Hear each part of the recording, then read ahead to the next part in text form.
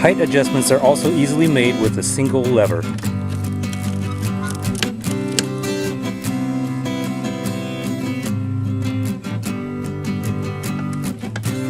The height can be set from 3 3/4 inches down to 1 3/4 inches. This Greenworks electric mower can be set to mulch with the rear cover down, or if you want to bag your grass, all you have to do is attach the bag here to the back of the mower.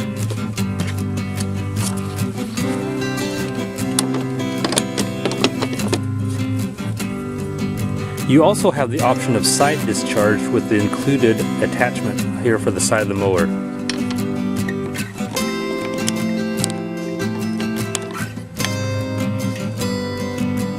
Before you use this motor, it's recommended that you have a 13 amp extension cord before you begin.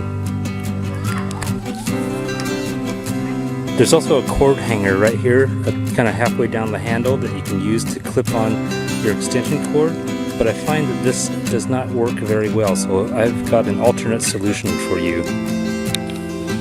What I've found that works better is using a Velcro tie on your extension cord and connecting it here to the upper part of your handle. Just kind of hook it up here and then plug in your cable. When you're ready to start mowing, simply push down the safety button